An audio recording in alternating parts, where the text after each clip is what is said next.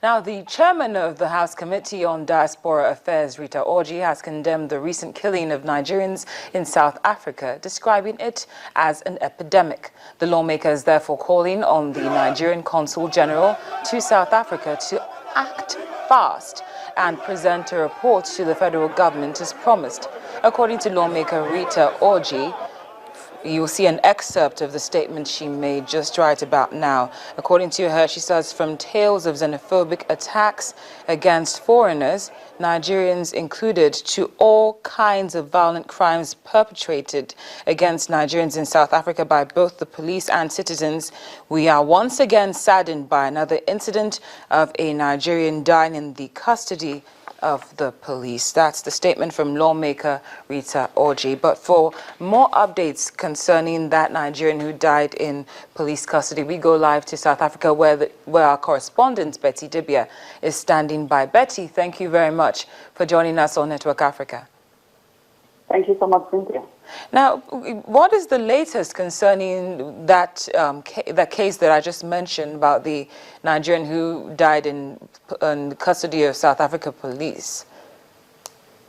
Well, what we can confirm is that a post-mortem has been performed, but IPID, which is the Independent Police Investigative Directorate, that's the body that polices the police. They're saying they can't make that public yet because they need eyewitnesses to either corroborate or not with the report, because according to the spokesperson, he said the physical evidence that you get from the court is not enough for them to carry out any case against those who have been accused.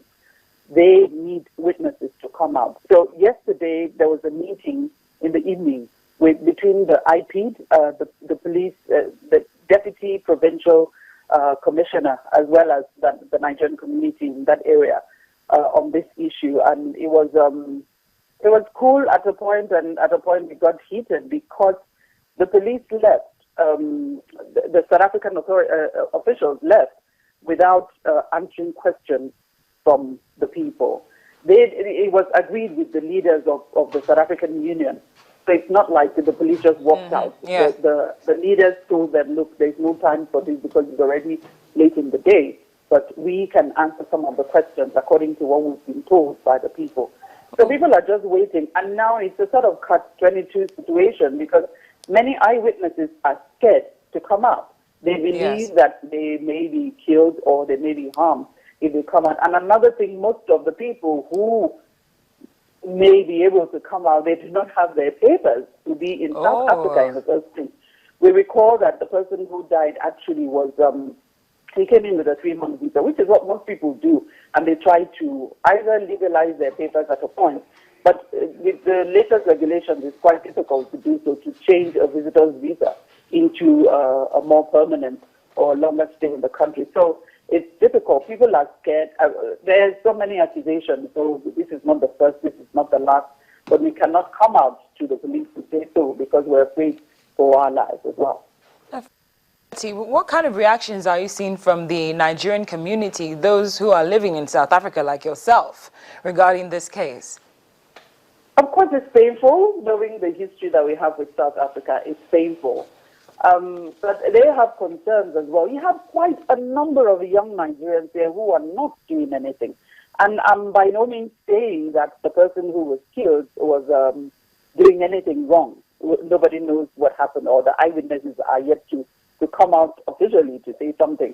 But there's so many young... So Nigerians have quite a reputation here, wrongfully, because they're people who are doing serious business, who have been here for decades and doing legitimate business. But you have a few people here and there who engage in a number of, illegitimate businesses like drug peddling.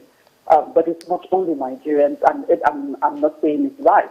Yes. So people are concerned. When you say Nigerian, the next word you hear is drug, which we don't like. We who are living through the straight and narrow road, Yes. But people are hurt because there's so many stories in here. We heard so many stories yesterday, and we hear them every other day. But the thing, again, is that the brutality that we're talking about, so that we avoid xenophobic attacks or reprisals.